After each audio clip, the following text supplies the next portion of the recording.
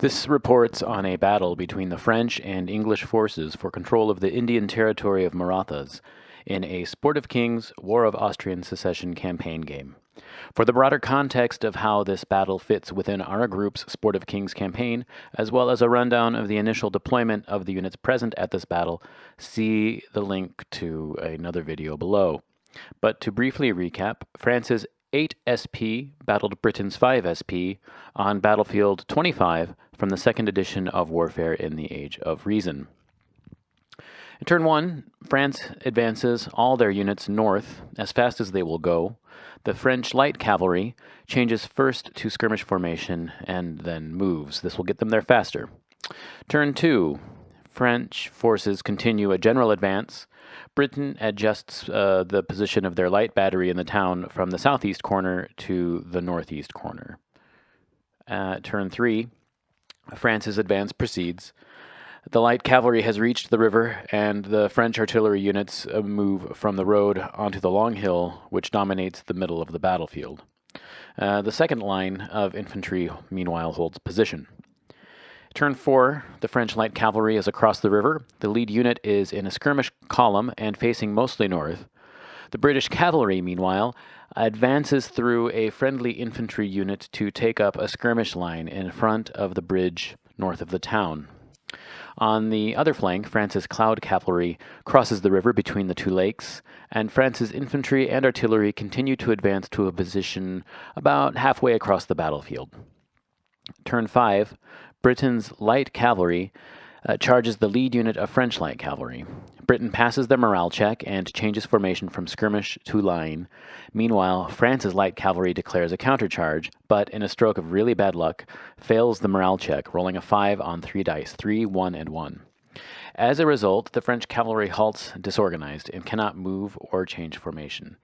They are caught on the flank in skirmish formation when the British cavalry makes contact at the end of charge movement. In the normal movement phase, France maneuvers their second light cavalry unit into a position to charge the British cavalry from behind on the following turn. France's artillery reaches the northern edge of the long hill, with the first line of infantry just behind them. The supporting line of French infantry sees the Sikh levy unit, it's a mob unit, continue the northerly advance, while the sepoy line unit wheels in column to face due west and marches toward the road. Finally, France's cloud formation cavalry is in charge range of Britain's left flank.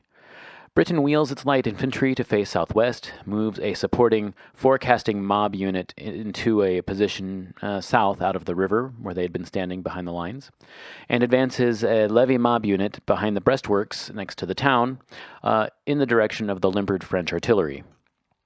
At the end of the turn, the melee between the French and British cavalry is resolved. Britain rolls 9.5 dice to France's 2 2/3 dice, with Britain losing 1 casting to France's 5, 1 casting shy of that unit being completely wiped out. No leaders are killed, but the British unit captures the French unit's colors.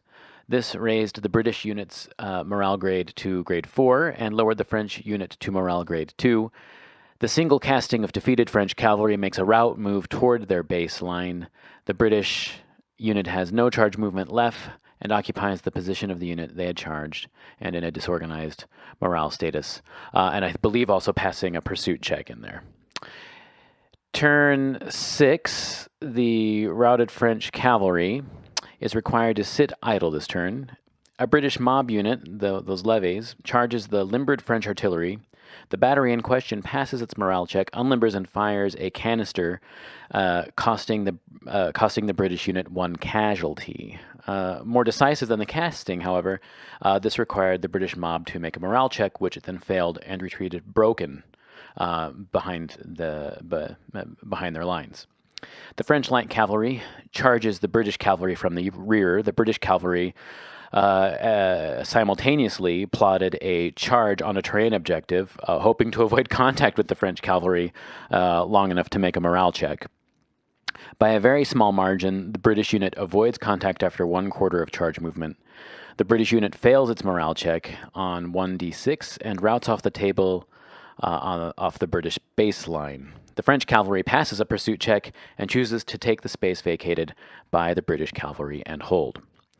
In normal movement, the British advance what had been a supporting leve mob unit to occupy the position behind the breastworks. The forecasting mob unit, meanwhile, moves from a supporting position behind the British line to a position on the front line between the river and between the breastworks next to the town. France's cloud cavalry advances closer to the British line, and France's medium battery moves and unlimbers just south of the river and next to the lake. France's front line of infantry holds position, and the supporting line continues to march with the sepoy line unit inching closer to the road, and the Sikh mob units remaining in supporting range of the front line. At turn 7, the routed French cavalry fails their first rally attempt and makes a 30-inch rout move, which takes the casting off the table off the French baseline. The lead unit of the French cloud cavalry charges the British medium battery with supporting opportunity fire from the French medium battery. Britain's medium battery is unaffected by the French bombardment and fires a first fire canister into the charging cloud cavalry. 2 castings and the attached brigade commander are killed. The French unit fails its morale check and routes toward their baseline, trampling through and disorganizing the front line of French mob infantry units. Most of whom I believe are Indian allies in this game, extra units that France got lucky when they rolled before the battle. In normal movement, France's sepoy line infantry finally reaches the road. The Sikh leve mob unit has caught up with the French front line. France's line of Mysore mob units, meanwhile, despite their disorganized status, begin to wheel, pivoting on their left flank, and finally the remaining French light cavalry unit assumes skirmish formation, about faces, and moves south across the river. Turn 8. France's off-board routed cavalry unit passes its final rally attempt and moves into broken morale status. The routed Mughal unit is, meanwhile, required to sit still one turn. The wall of French Mysore mob infantry continues its great wheel, though endures 1 or 2 castings of casualties along the way, under fire from the British light artillery in the town. General Duplessis, the French overall commander, attaches to France's sepoy line unit, which now moves north in all haste on the road toward the town. The Sikh mob unit, meanwhile, dresses their line about 2 inches to their left. I think that's 50 meters, 50 yards, 100 yards, I don't know. To their left, the British adjust the positioning of their light infantry, and the French light cavalry assumes a skirmish line just south of the river. The forecasting unit of British Rajputs near the position of the British medium artillery takes 1 casting casualty from the French medium battery and passes a morale check. Britain's sepoy line unit occupying the town in an all-around defense cause 1 casting casualty against the Sikh mob unit during small arms fire. Shockingly, the Sikhs' morale check on 2d6 failed, resulted in a snake eyes, 1 and 1, which required them to make a route move toward their baseline. Turn 9, the off-board French light cavalry goes from broken to disorganized morale status. Britain's light cavalry, which had routed off the board earlier, finally passes a rally attempt and moves into broken morale status. Britain's leve mob unit, which had retreated in a broken morale status in an aborted charge earlier against the French guns, returns to normal order, and I believe about faces. France's routed unit of cloud cavalry fail their single rally attempt and are removed from the table as casualties. The 3 French Mysore mob infantry units now split to engage their respective targets: the town, the breastworks, and the position, roughly, of the British medium battery. South of the town, France's sepoy line unit changes formation from column to line, and on the flank, France's light cavalry faces north and changes formation from skirmish to regular line. Britain's forecasting mob unit takes another casting casualty from the French artillery fire and routes off Britain's baseline. Turn 10. France's off-table cavalry goes from disorganized to normal morale status. Britain's light cavalry goes from broken to disorganized. France's Sikh mob unit fails their single rally roll and is removed from the table as casualties. France's sepoy line unit, led by General Duplessis, and their leftmost Mysore mob unit charge the British line unit in the town. France's sepoys charge home, but the Mysore mob unit halts disorganized under fire from the British light battery. The middle Mysore mob infantry unit, meanwhile, charges Britain's levies behind the breastworks. The French medium battery limbers and moves into a position next to the breastworks, where they hope to fire around the breastworks next turn. The rightmost French Mysore mob unit advances to the river. On the flank, France's light cavalry crosses the river once again, in battle line, in a position to engage the British light cavalry should it return to the field. The surviving unit of France's cloud cavalry holds position north of the river lake. France's remaining cloud cavalry unit takes a casualty from artillery fire, but passes its morale check. Britain wins the melees for the town and the breastworks, and both charging French units fall back in disorganized morale status. Turn 11, France's off-table light cavalry fails its first arrival roll. Britain's cavalry goes from disorganized to normal morale status. The entire line of French infantry is ordered to charge, but all the units ignore the order. In normal movement, France's light cavalry wheels to face the British light infantry, recreating the standoff on that flank which existed a few turns prior. France's cloud cavalry falls back to a position outside of Britain's artillery range. France's medium battery fires a close-range shot into the flank of the British levee unit behind the breastworks. The damage on 46 is but one casting, and the British maintain their position in good order. France's Mysore mob unit by the lake takes casualties from artillery fire and halts disorganized. The middle French mob unit likewise fails a morale roll after taking more hits from artillery fire and retreat disorganized. During small arms fire, both the British and the French sepoy line have their muskets silenced for the remainder of the battle as a result of rolling low on their fire roll in the middle of very bad weather effects and winter weather effects. And yes, their powder gets wet. At turn 12, neither the French nor British light cavalry currently off board return to the battle, though because they are in good order, they will not count as casualties at the end of the 12th turn here, which is the last turn. France moves its light battery into canister range of the town, and France's cloud cavalry withdraws further from the British flank.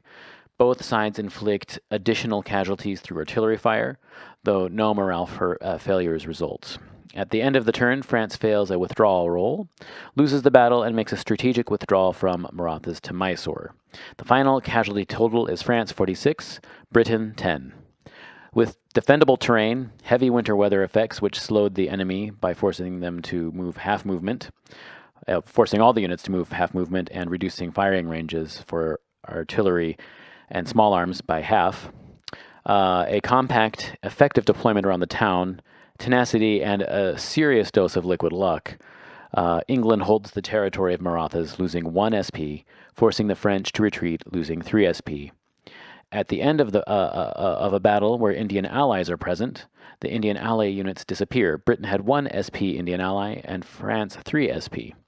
Removing the Indian allies and including the special European light cavalry units of half a strength point each, including their presence, that is, England holds Marathas with 4.5 strength points, and France retreats to Mysore, which now has a garrison of 3 strength points and a +1 general. To me, this battle demonstrates at least 4 things. 1. Heavy weather effects significantly slow an attack. This we also saw in Prussia versus Russia in the first Poland battle in our campaign, as well as a battle in New England between the French and the British, as well as a battle for Hanover between Austria and combined forces of British and Swedish troops. 2. An outnumbered defender with artillery and good terrain can effectively turtle to win the day. 3. Morale grade 1 units without positive morale roll modifiers are extremely vulnerable to morale failure from artillery fire. 4. Small units that will quickly get to 25% losses and 50% losses, e.g. forecasting mob units, are best used to support frontline units as they are far more vulnerable to morale failure than larger units, because the larger units take longer to get to 25% casualties, 50% casualties, and so on, which incur negative morale roll modifiers. And finally, that's no. Finally, that was finally. Almost half of Britain's 10 casualties was the forecasting mob unit, which routed almost the moment it was put on the front line. All right. Hope you enjoyed this battle report. We certainly enjoyed the battle. and we'll be posting more battle reports soon.